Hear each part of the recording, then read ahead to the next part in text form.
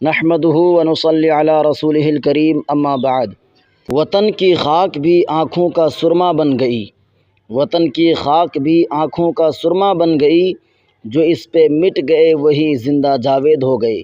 میرے معزز اساتذہ، محترم بزرگوں، عزیز دوستوں اور میرے پیارے نوجوانوں، آج میں آپ سے ایک سوال پوچھنا چاہتا ہوں۔ اگر کسی شخص کو اپنی آزادی اور اپنی جان میں سے ایک چیز کا انتخاب کرنا پڑے تو وہ کیا چنے گا؟ شاید بہت سے لوگ اپنی جان بچانے کو ترجیح دیں، لیکن ہماری تاریخ ایسے عظیم انسانوں سے بھری پڑی ہے جنہوں نے اپنی جان قربان کر دی مگر آزادی کے خواب سے دستبردار نہ ہوئے۔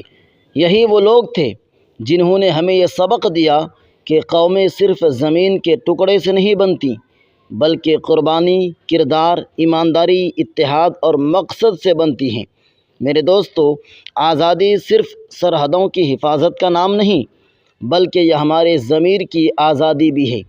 جب ایک طالب علم ایمانداری سے امتحان دیتا ہے، جب ایک تاجر دیانت داری سے کاروبار کرتا ہے، جب ایک استاد اخلاص سے تعلیم دیتا ہے، جب ایک ڈاکٹر انسانیت کی خدمت کرتا ہے اور جب ایک نوجوان اپنے وطن کے لیے اچھا انسان بننے کی کوشش کرتا ہے تو یہی حقیقی آزادی کی حفاظت ہے۔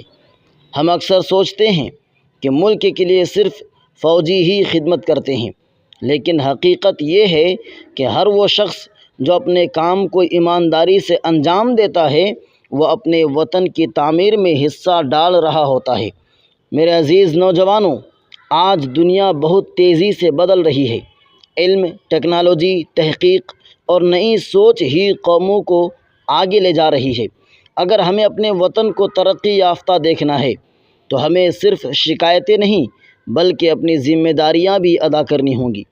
آج ہمیں یہ فیصلہ کرنا ہوگا کہ ہم سوشل میڈیا پر صرف وقت ضائع کریں گے یا علم حاصل کر کے اپنے ملک کے لیے مفید انسان بنیں گے۔ ہمیں یہ فیصلہ کرنا ہوگا کہ ہم نفرت پھیلائیں گے یا محبت، ہم تقسیم کریں گے یا اتحاد پیدا کریں گے، ہم صرف تنقید کریں گے یا خود بھی اچھا کردار پیش کریں گے۔ میرے دوستو، یاد رکھیے، ایک مضبوط قوم کی بنیاد مضبوط کردار پر ہوتی ہے۔ اگر کردار کمزور ہو جائے تو بڑی سے بڑی طاقت بھی زیادہ دیر قائم نہیں رہ سکتی۔